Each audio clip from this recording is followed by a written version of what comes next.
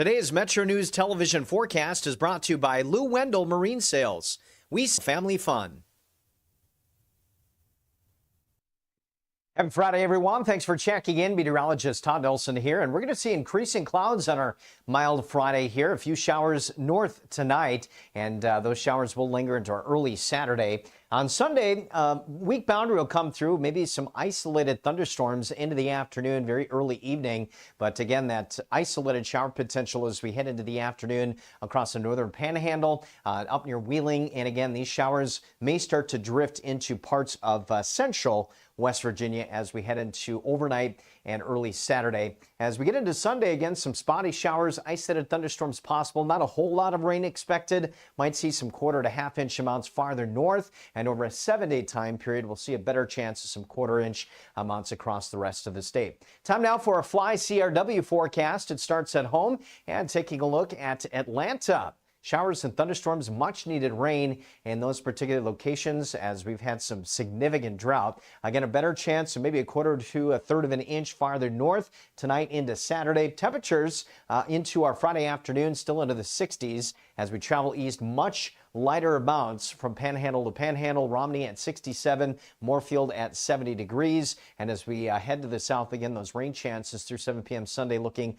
overall pretty light, though we can't rule out some isolated thunderstorms. Clay, 69 on Friday. Spencer, 70 degrees. And Beckley maybe picking up just a little bit of rain. Again, I do think that Sunday could feature a few thunder showers. So Madison, 71 today. Logan at 70 degrees. Here's our extended forecast. Some lingering showers Saturday. Better chance of some isolated thunder chances Sunday, and then heading into next week, staying a little bit unsettled, but we do warm up in Charleston on Wednesday at 71.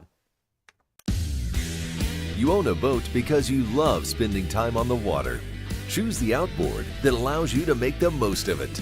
Honda Marine's legendary reliability, ease of maintenance, and powerful performance keep you going strong. And they're all backed by the peace of mind protection of the industry's best limited warranty. Visit your Honda Marine dealer today and find out why it's more than an engine. It's your time on the water.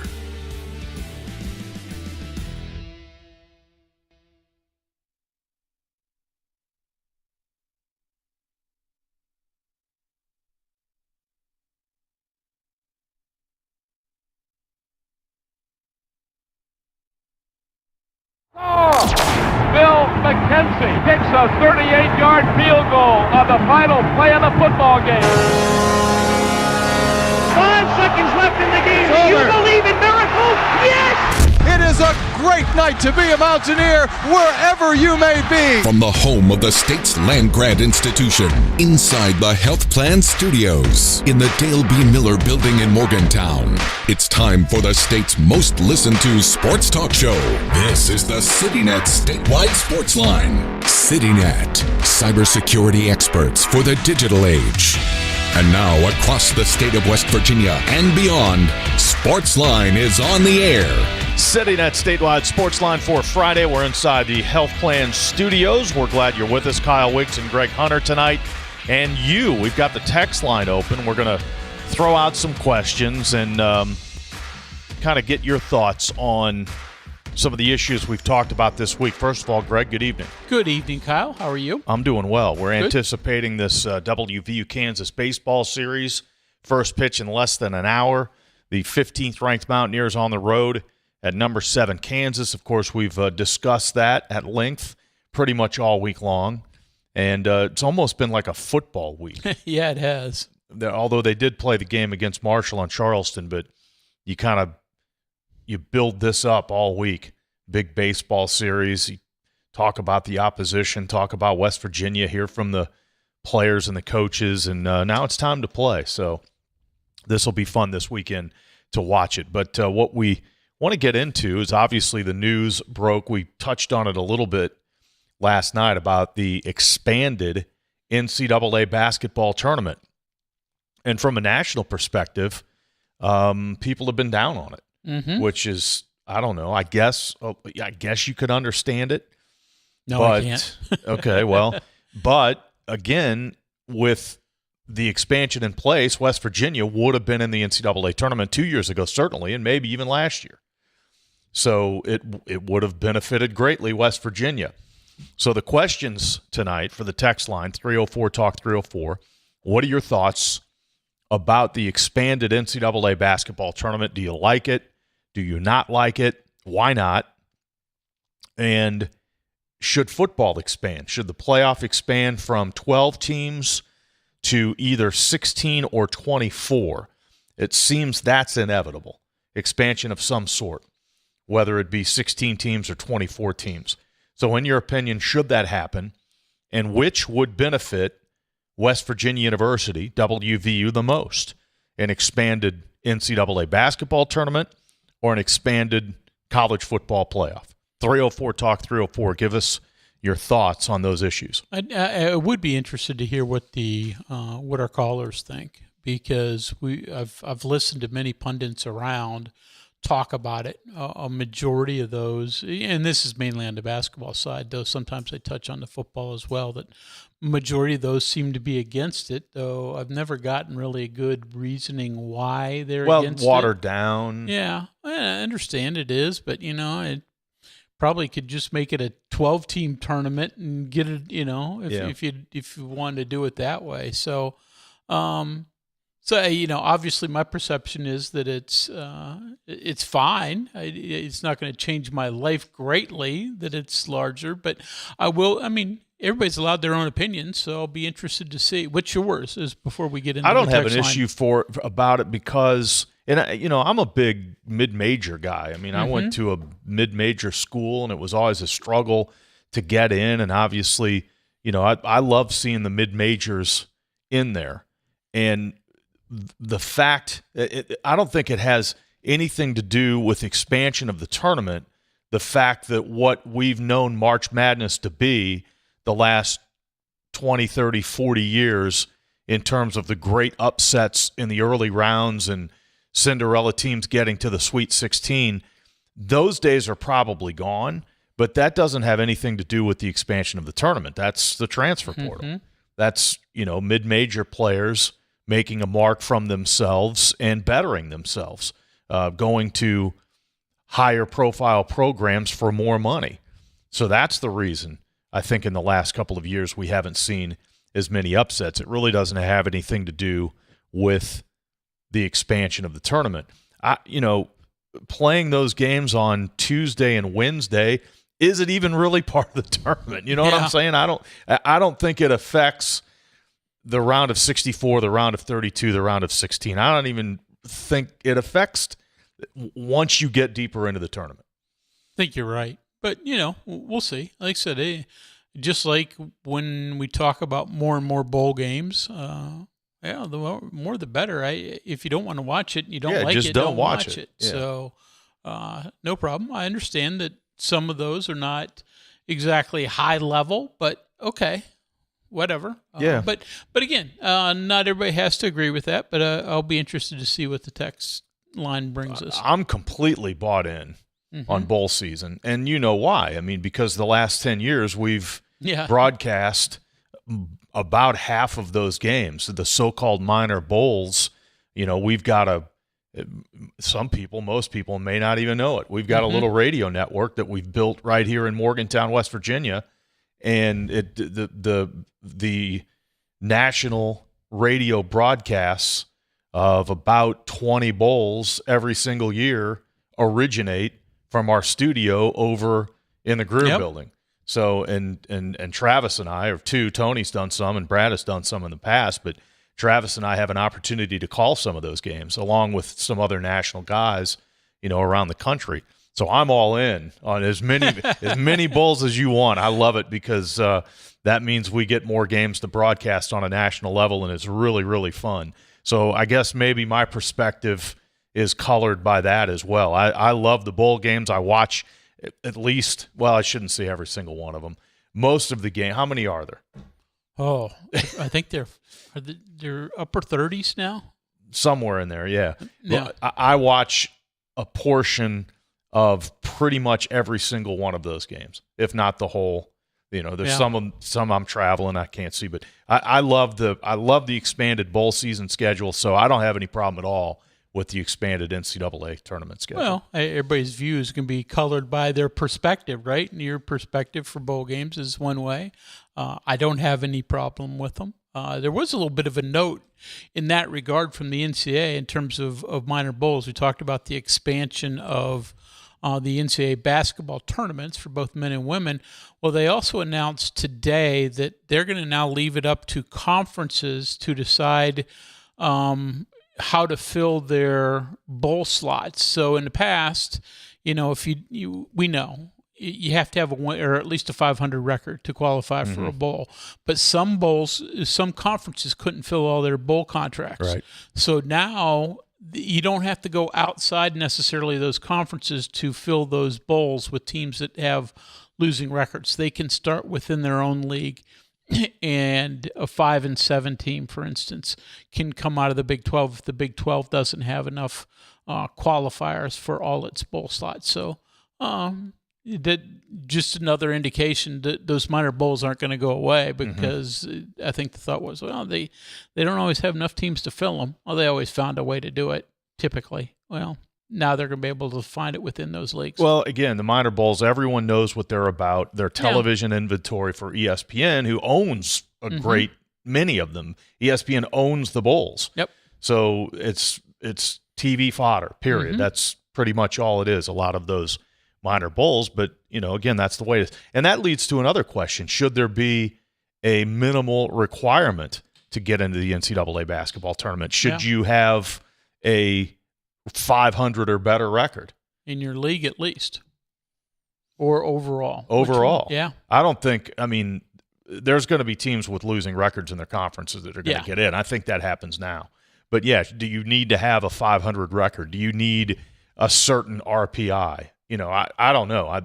But should there be a minimal requirement to get in with all of these extra bids? Like you said, it used to be that way for college bowl games, but that's gone by the wayside. Yeah, because they've added more bowl games. So it is going to be interesting.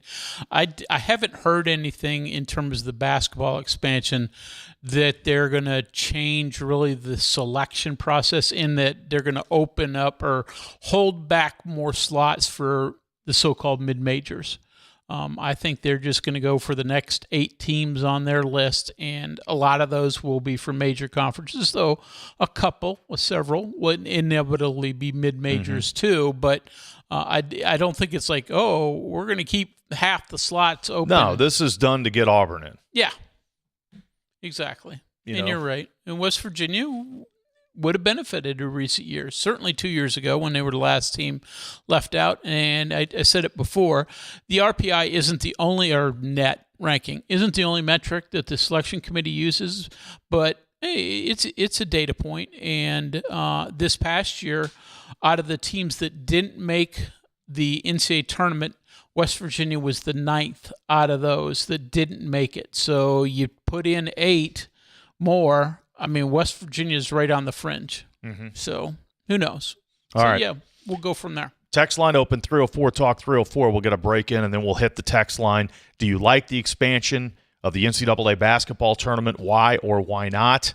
Do you think the college football playoff should be expanded? Why or why not? And which one of those benefits West Virginia more? An expanded NCAA basketball tournament, an expanded college football playoff. 304 Talk 304. We'll go to the text line when we return on this Friday night. It is the CityNet statewide sports line. We're inside the Health Plan Studios. Since 1979, the Health Plan has called West Virginia home. From humble beginnings, they've grown alongside West Virginia, becoming a part of its fabric for over 4 decades. They've been here through thick and thin, supporting local families and businesses, proudly serving West Virginia for over 40 years. The Health Plan. We are there for you, to care for you at the Health Plan. We are here for you. For over 4 decades, we've been rooted deep inside West Virginia. Through thick and thin, supporting local families and businesses. Proudly serving your neighborhood since 1979. Your trusted partner in the community. The Health Plan. We are here for you. I'm Sergeant R.A. Marsh. And this is Trooper Goodman with the West Virginia State Police. When working traffic across West Virginia, responding to crashes involving death or injury is the toughest part of our job. Around here, we're experts at survival, so we know the importance of buckling up. When you don't buckle up, you increase your risk of dying in a crash. Why do we enforce seatbelt laws? It's not about writing tickets, it's about saving lives. Come on, West Virginia, we can do this. Please, always buckle up. A message from the West Virginia Governor's Highway Safety Program. Live from the Health Plan Studios, the CityNet statewide Sportsline returns in 2 minutes on MetroNews, the voice of West Virginia. What does it mean to lead in medicine? J.W. Ruby Memorial Hospital is the top hospital in West Virginia, nationally recognized for 3 programs and 18 procedures and conditions. But to us, leadership means being first in care, in lives saved, in lives restored. In medicine, we lead in the ways that truly matter. Longer days, warmer drives, and better deals at Dan Cava GMC. Hit the road in one of our new luxury GMC Acadias. All this and more at Dan Cava GMC in Bridgeport. Shop the road. Download MetroNews Television on your iPhone or Android. Search MetroNews Television in your app store. Create an account today to get alerts and watch all live and archived content. Download now. In 1914, the same year the first commercial flight soared and the Panama Canal opened, Greer Industries was born. Herbert and Agnes Greer began in Morgantown, West Virginia, striking the first pick into the limestone formation that would become the backbone of one of the state's great industrial legacies. From the roads we drive on, the buildings we build, and the communities we serve, Greer Industries has been delivering quality for decades. At Greer Industries, we've been improving lives for more than a century. Leading the efforts to build a stronger West Virginia, the High Technology Foundation has a proven plan to strengthen and diversify our state's economy. The I-79 Technology Park's high-capacity infrastructure continues to attract advanced federal operations that are driving economic growth. This keeps our young, educated residents in the state and brings West Virginians home. The High Technology Foundation, building a stronger West Virginia. Learn more today at WVHTF.org.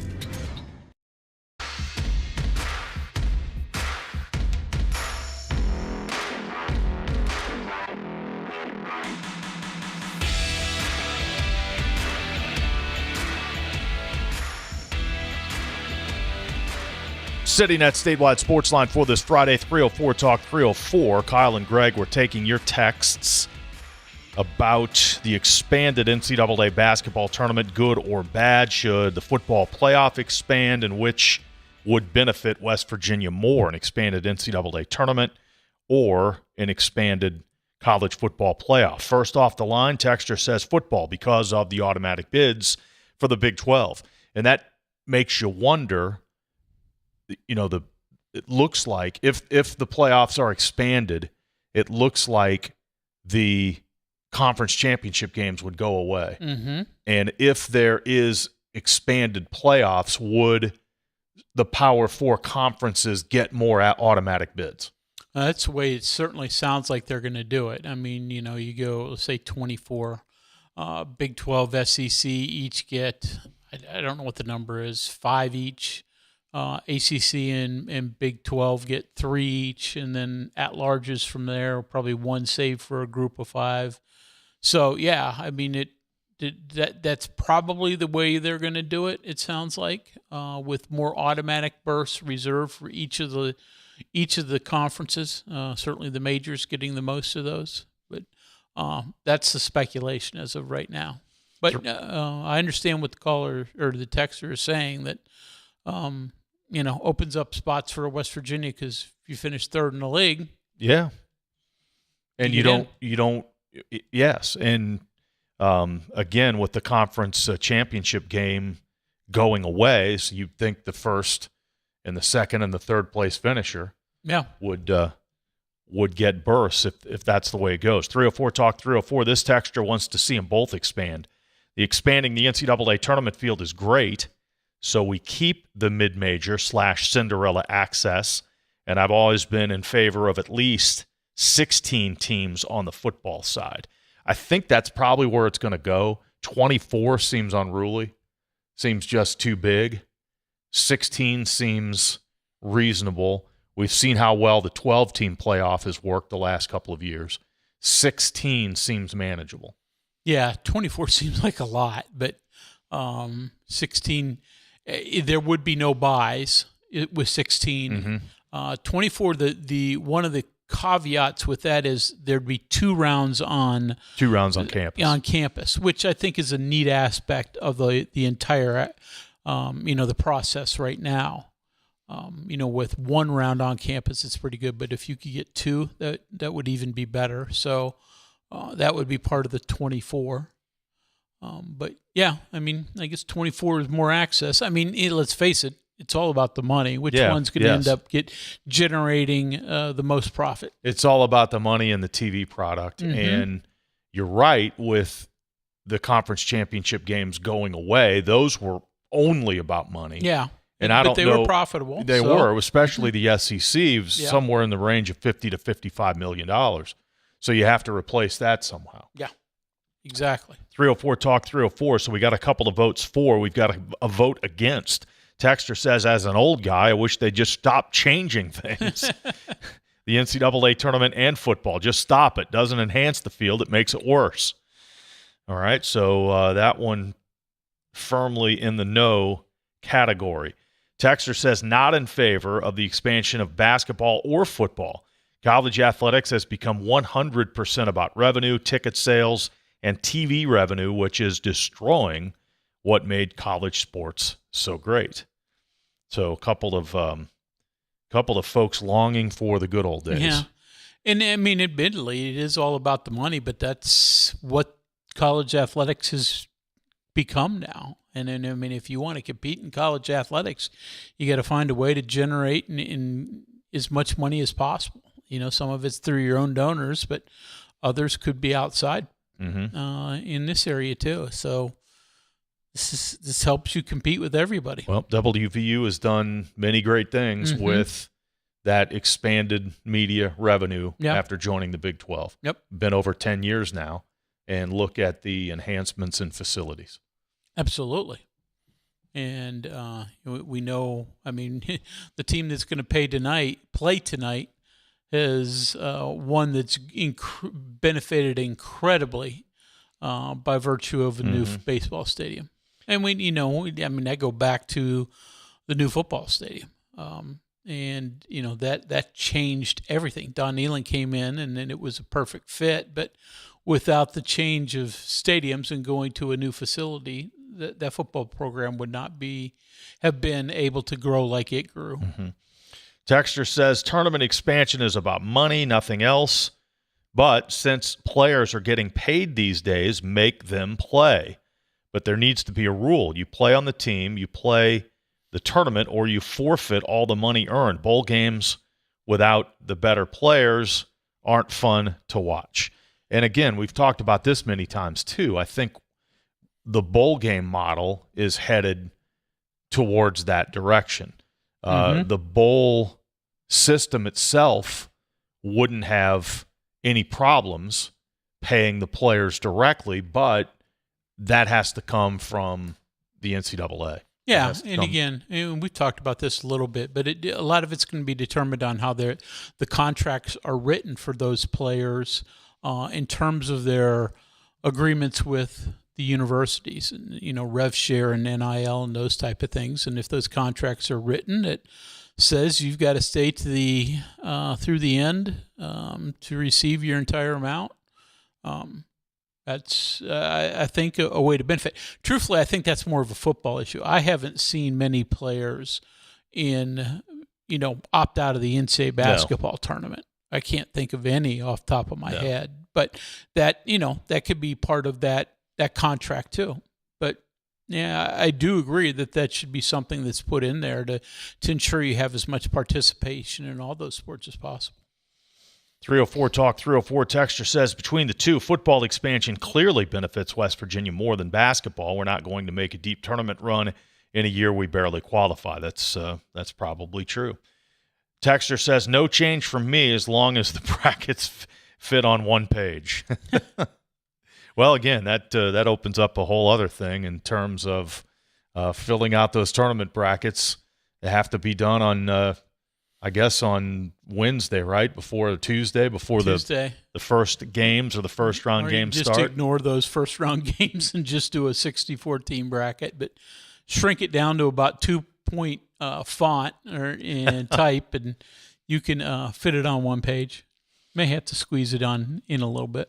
304 Talk 304, text line open. Do you like the expansion of the NCAA basketball tournament? Why or why not? Should the football playoff be expanded? Why or why not? And which benefits West Virginia? Which would benefit West Virginia more? 304 Talk 304. Got a question about Alek Manoah. Texter asked, if Alek Manoah is still playing baseball? Yes, he is. As a matter of fact, he just got promoted to the major leagues again with the Angels. Today. So he is on the active major league roster with the Angels, which is a little bit of a surprise because he had issues with blisters on his finger, and he made one rehab start with the Angels single-A team, and he got hit pretty hard in that outing. 4 1/3 innings, gave up 7 hits, 5 earned runs, and walked 2 through 87 pitches. So as far as I know, that was his only rehab start. In fact, that was earlier this week, I believe, or late last week.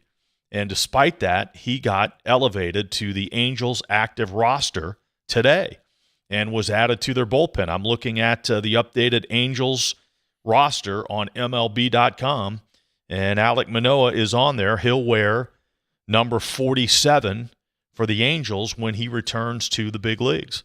And they hope to utilize him, at least to start, out of the bullpen. Who do they got this weekend? A bullpen arm. That's a good question. I'll look that up and see who the Angels are playing. Great for Alek.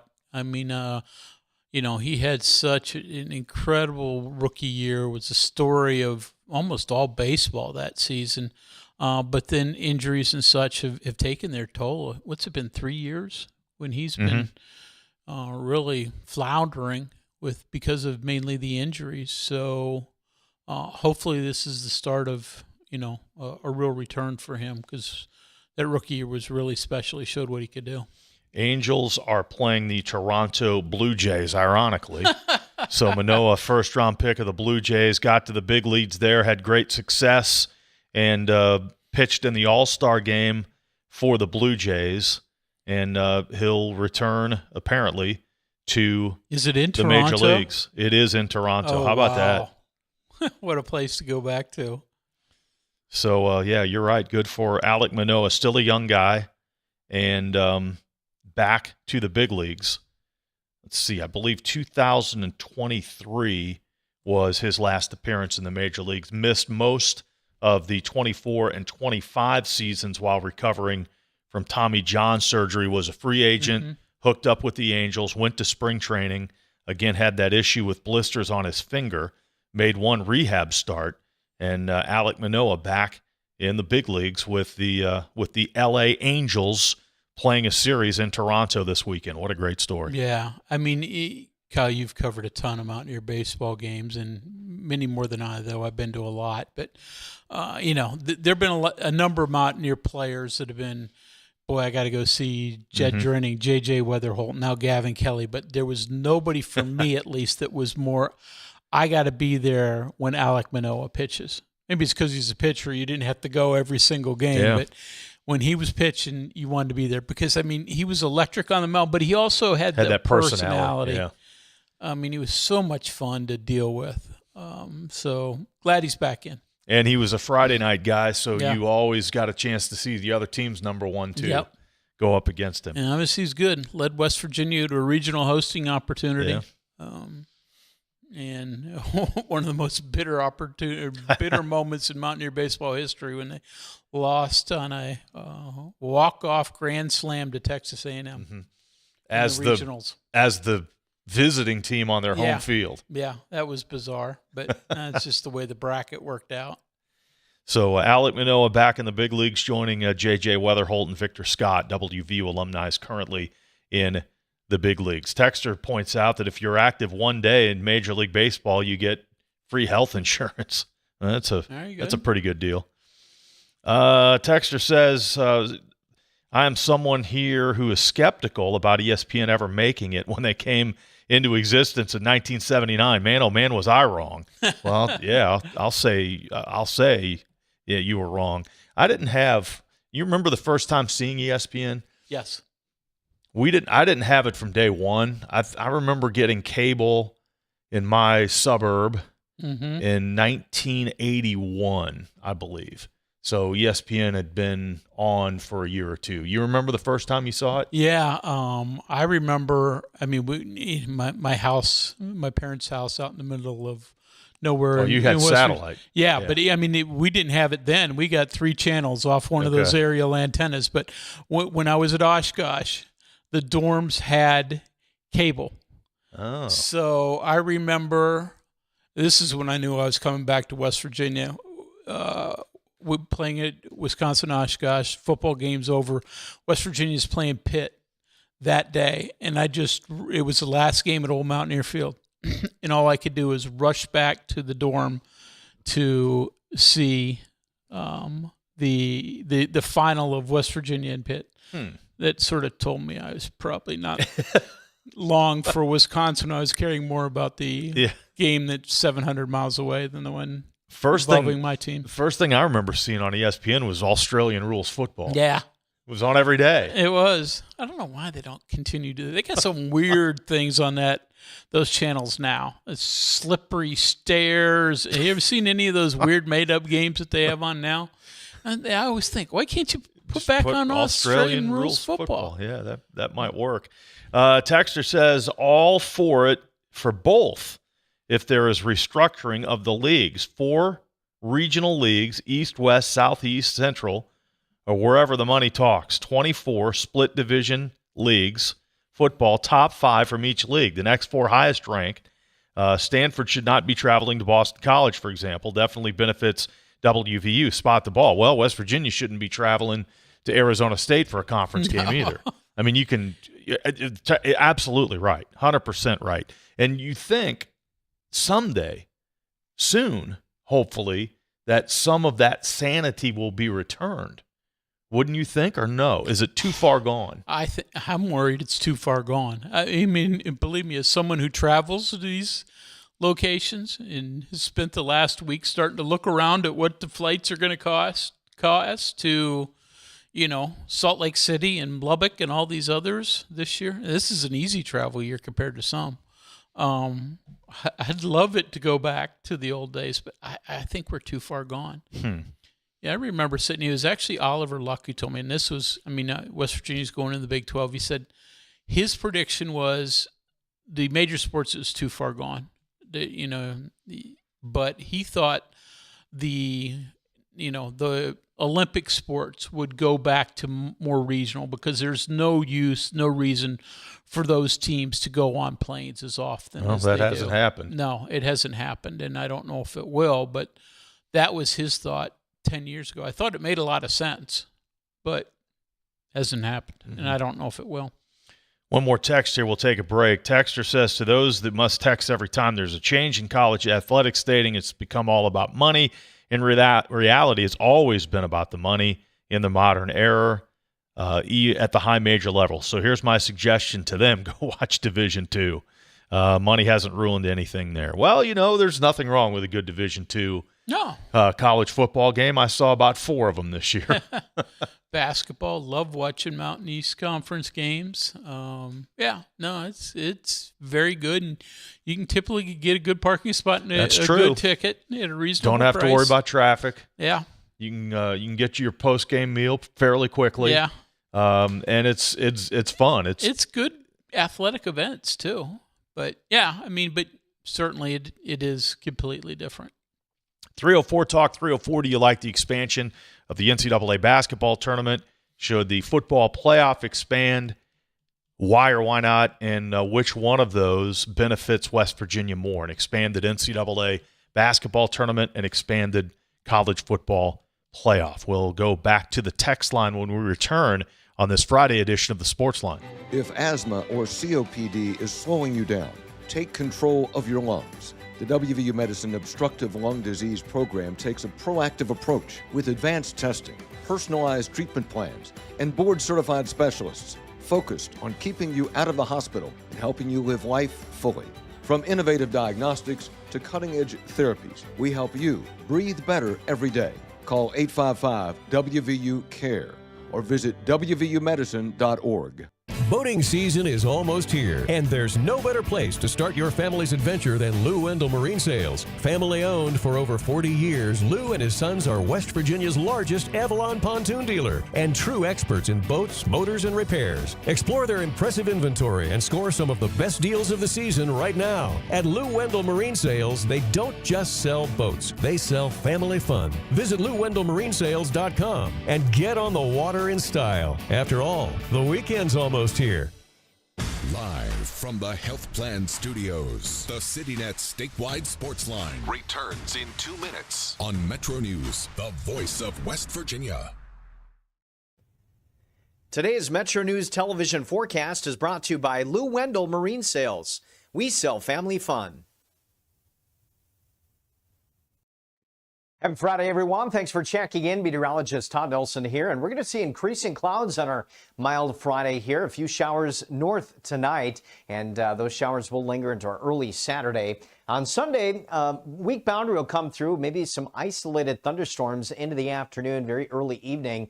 But again, that isolated shower potential as we head into the afternoon across the northern panhandle, up near Wheeling. And again, these showers may start to drift into parts of central West Virginia as we head into overnight and early Saturday. As we get into Sunday, again, some spotty showers, isolated thunderstorms possible. Not a whole lot of rain expected. Might see some 1/4 to 1/2 inch amounts farther north. And over a 7-day time period, we'll see a better chance of some 1/4 inch amounts across the rest of the state. Time now for a Fly CRW forecast. It starts at home and taking a look at Atlanta.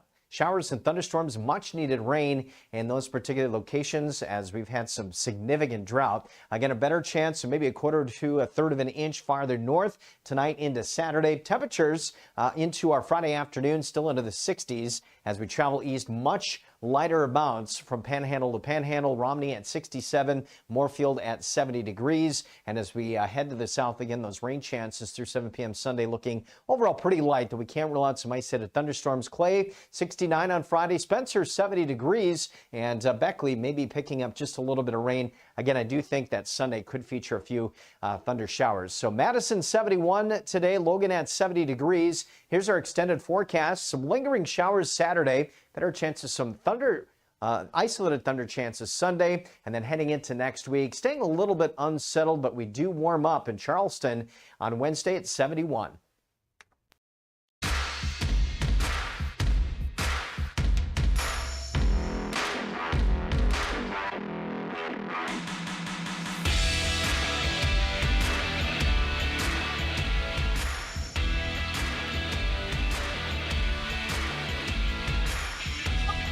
Sportsline for Friday. Kyle and Greg passing the time here until first pitch for West Virginia and Kansas coming up at the top of the hour. 304 Talk 304. We're taking your texts about expansion of the championship events, the NCAA Tournament, college football playoff. Let's see. Texter asked, when did you first realize football was deregulated for TV? Me, it was the early 80s. TBS, 7 p.m., a Kentucky football game. Couldn't believe it. That's, again, those were the days, right? Yeah. Texter says 1984, ESPN wasn't yet a regular channel on our cable, but they arranged to carry one of the big WVU football games that were on ESPN. You remember that, 84? I don't remember. I mean, I don't remember that event. The one I remember really, really well was, West Virginia plays, it would have been the third year of Don Nehlen, so it would have been 82. West Virginia opens at Oklahoma. Oh, that was on ESPN? It was an ESPN game, but not many people got it. So they did a closed circuit broadcast. It was in the Coliseum, but I think they also did it at the Charleston Civic Center Arena. convention center. I don't know what you want to call it. So, I mean, and it was packed. We all know what you're talking about. Yeah. But, yeah, so that's the one I remember that was like that. Wasn't the Pitt game the blown lead that ended up in a tie? That was an ESPN game, wasn't it? Wasn't, by that point, I'm at every game. Yeah. So home and away, I don't remember all the 31-31? Yes. That was 89. See, I remember watching that. So and I wasn't here yet. So that had to be on ESPN. Yeah. It could have been on one of the networks, but I think it was on ESPN. Yeah. So, by that point, like I said, since I'm there, I don't pay attention to what the TV is, but I do remember at Oklahoma in 82 being closed circuit. And a lot of people remember that. Yeah. Those were the days. This texter goes on to say, I agree. I remember Australian rules football. Love to see that again. Take that over some of the crazy stuff they do carry now. So, of course, with the ESPN Plus, you can get anything. Yeah. I mean, how incredible is that when you think back 20 years ago? Oh. I mean, you can watch home wrestling matches. Yeah. You can watch gymnastics. You can watch pretty much every conference baseball game in the Big 12. And all this, all the soccer. Yeah. And that's just West Virginia. I mean, all the mid-majors have incredible access now if you want to, you turn up Elon and Gardner Webb playing baseball. It's great for everybody. 304 Talk 304 today was, for lack of a better word, cut down day for the WNBA, and there are 2 Mountaineers on active rosters as the WNBA season begins.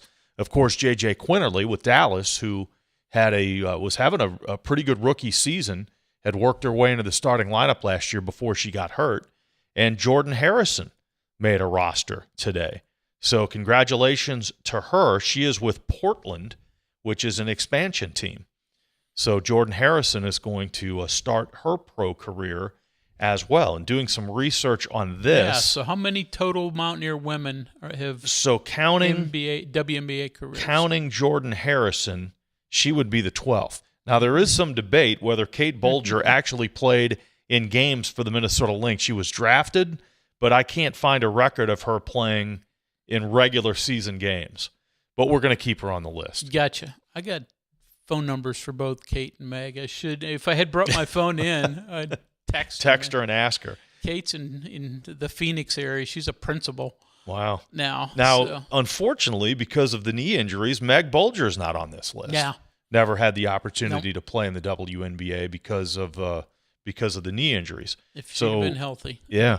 Definitely been different. Here's the list. Kate Bolger was the first to be drafted in 2004, and then there was a pretty substantial gap between Kate Bolger and Asia Bussey, who played for Minnesota as well. 2014, Kaiser Gondrzak played in the WNBA, spent some time with Indiana and Chicago. Bria Holmes, by far the best West Virginia alum to have a career in the WNBA, played for a long time with Atlanta, Connecticut, the LA Sparks, and the Aces of Las Vegas. Yelena Luchenko played for the Charlotte Sting, the Washington Mystics, and the Atlanta Dream. Lene Montgomery, not to be confused with Renee Montgomery, who went to Connecticut and played in the league forever. Lene Montgomery, a WVU alum from 2017, played a few games with the Seattle Storm. Tiana Muldrow played with Seattle and Dallas. Yolanda Page played with the Indiana Fever. Katrina Pardee played with Dallas. Yinka, let's just call her Yinka. Yinka Sani played for Detroit and Phoenix, and, of course, J.J. Quinterly with Dallas in her second year. So J.J. and Jordan Harrison, current members of the WNBA. I didn't realize 3 of these players played for their teams in the WNBA Finals. Bria Holmes with Connecticut, Luchenko with Atlanta, and Yinka Sani with Detroit. And certainly good for them. And WNBA money is certainly not NBA money, but their recent negotiations have upped their opportunities for salaries considerably from where it was, I think, even a year or two ago. So instead of, $20,000-$30,000 for a season, those players can make pretty good money for a year, relatively so. And two better representatives from West Virginia I've never met than Jordan Harrison and J.J. Quinterly. No question. So congratulations to them. They'll start in the WNBA. Also today, how about this story? Young man from Jefferson High School. Jefferson and Pendleton County was the opponent, I believe. But these two teams traveled to Cooperstown to have the Cooperstown experience. Okay. And they're the latest West Virginia teams. There's been West Virginia teams that have traveled. So they went all the way up there to play each other? Yeah, to play each other. But they got to play – they had the Cooperstown experience. Mm-hmm. And a player for Jefferson, Andrew Rolfe, threw a perfect game. Wow. At Cooperstown, at the Hall of Fame. How cool is that? Yeah, that's a life memory. Yeah, 3-0 was the final, and Jefferson beat Pendleton County 3-0. Andrew Rolfe threw a perfect game, and from what I understand, it's the second perfect game in Jefferson High School history. So congratulations to that group, that young man who, again, made a lifetime memory. Here's another story for you, Coach Hunter. Okay, Joe Nelson, you know Joe. Sure. Absolutely. WAJR employee and best known among MetroNews ranks as the producer for high school football game night every Friday night in the fall.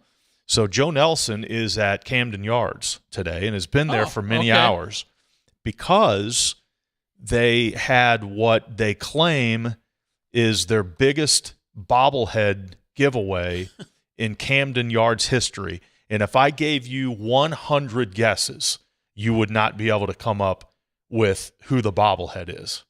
If I gave you 1,000 guesses, you would not be able to come up. So it's not Brooks Robinson. No, that's exactly. Ripken, Brooks Robinson, Frank Robinson, Eddie Murray, Jim Palmer, Rick Dempsey, Mike Messina, Earl Weaver. None of those guys. Okay, it's not them.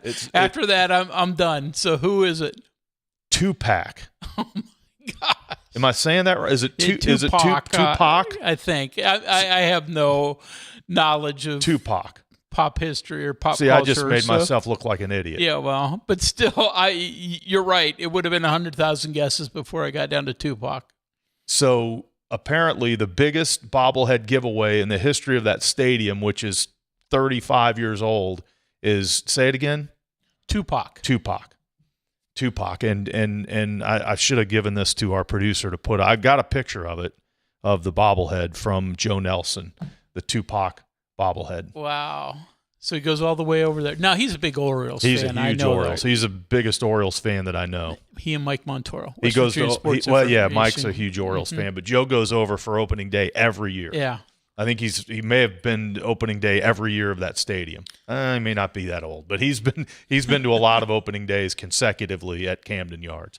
Yeah. But he went to get his bobblehead today, and you had to get in line, from what I understand, hours before the stadium opened to get the bobblehead. I don't know anything obviously I don't know anything about. Now the Blues, I can cite chapter and verse, but hip hop and that type. No, I'm lost. I know the name, but a little bit of his past. So who would have thought the biggest bobblehead in Camden Yards history? Yeah, that's the modern culture we're in. It's, bring in a demographic that may not necessarily go. Yeah, I guess so. 304 Talk 304, that's the text line. We'll take a break and have some final thoughts when we return. Some relationships just work better with trust, reliability, and great communication. That's why more West Virginians are choosing CityNet Gig Fiber. Fast, symmetrical speeds, no contracts, no data caps, and local teams monitoring the network around the clock. Plus, for a limited time, new residential customers can get 50% off any internet plan for a full year, with plans starting as low as $25 a month. Check availability at your address. Visit citynet.net today. CityNet connects, protects, and perfects.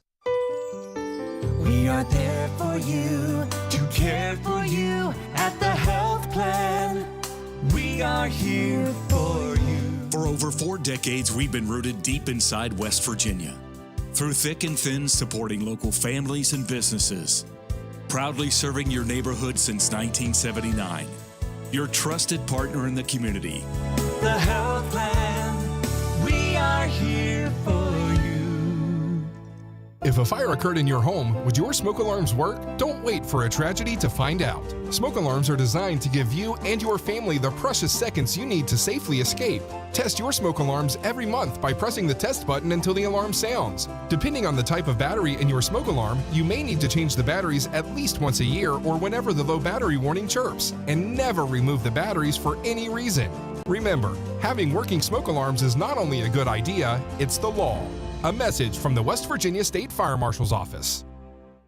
I'm Sergeant R.A. Marsh. And this is Trooper Goodman with the West Virginia State Police. When working traffic across West Virginia, responding to crashes involving death or injury is the toughest part of our job. Around here, we're experts at survival, so we know the importance of buckling up. When you don't buckle up, you increase your risk of dying in a crash. Why do we enforce seatbelt laws? It's not about writing tickets, it's about saving lives. Come on, West Virginia, we can do this. Please, always buckle up. A message from the West Virginia Governor's Highway Safety Program.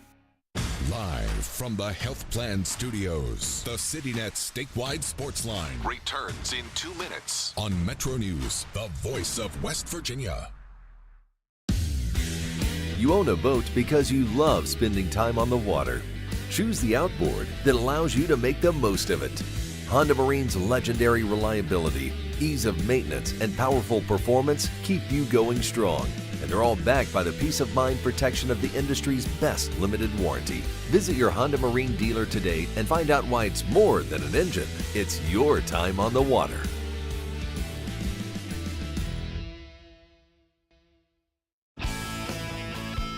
What do you know about hot dogs? Because we've been all about hot dogs this week. I love hot dogs, and I love them with Miracle Whip. Oh, God, I forgot. Never mind. I forgot and onions. Okay. I actually, yesterday morning, I had a hot dog for breakfast at 6:45 with onions and Miracle Whip. And with that, we'll be back right after this. Join Dave Allen weekdays for midday on Metro News Television. You know CityNet is West Virginia's leading technology company. Whether we're managing IT infrastructures, protecting the critical data and networks of our region's businesses, or providing fiber broadband, TV, and phone services, we are your go-to experts. We're also a strong partner in the communities in which we serve. CityNet, your trusted technology partner. Learn more about us, visit citynet.net. We are there for you, to care for you at the health plan. We are here for you. The health plan proudly supports our active and healthy communities and has been your most trusted carrier for over 40 years. Log on to healthplan.org for more information. We are there for you, to care for you at the health plan. We are here for you.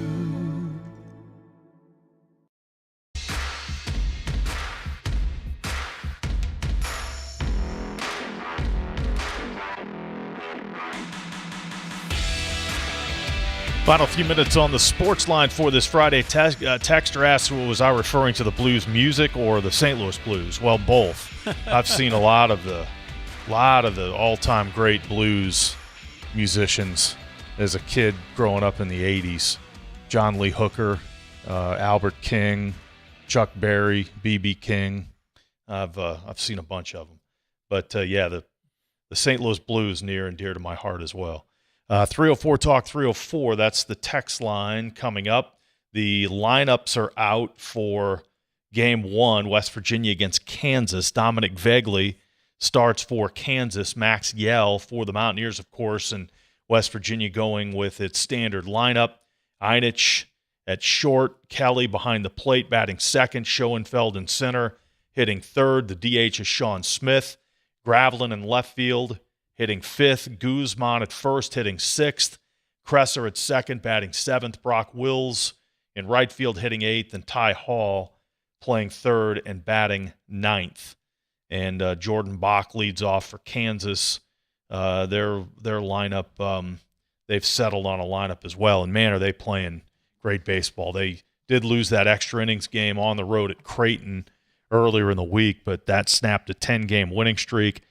They currently have an 8-game winning streak in conference play. They've swept their last 2 series, Kansas State and Arizona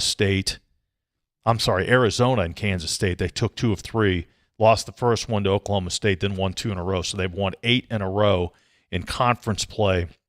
They went 15-1 in April. And, of course, the sweep of Arizona 3-0 so far, or 3-1 so far in May. So they've won 18 of their last 20. They're good. See what West Virginia can do. And, if Mountaineers can get a win or 2 in this 3-game set, really will solidify their RPI in their NCAA tournament spot. I mean, I guess now we've talked about it. Unless you sweep these final 6 games, your opportunities to be a regional host are probably negligible. But solidifying that number 2 seed in a region, I mean, that's right there. But you don't want to slide down the stretch. Mm-hmm. So 3 at Kansas, 3 at home next week against TCU, and that series moved up Thursday, Friday, Saturday. Then you travel into, I believe, the tournament Surprise, in Arizona. This year. So a long trip for the Mountaineers for the conference tournament. But first things first, the series with Kansas getting underway in just a couple of minutes. Greg and Travis will be back on Sunday to wrap up that series. We'll talk about it on Monday as well. Thanks for participating tonight, all the texts, and we'll see you Sunday on the Sportsline. From the Health Plan Studios, the CityNet statewide Sportsline is an exclusive production of the MetroNews Radio Network. All rights reserved.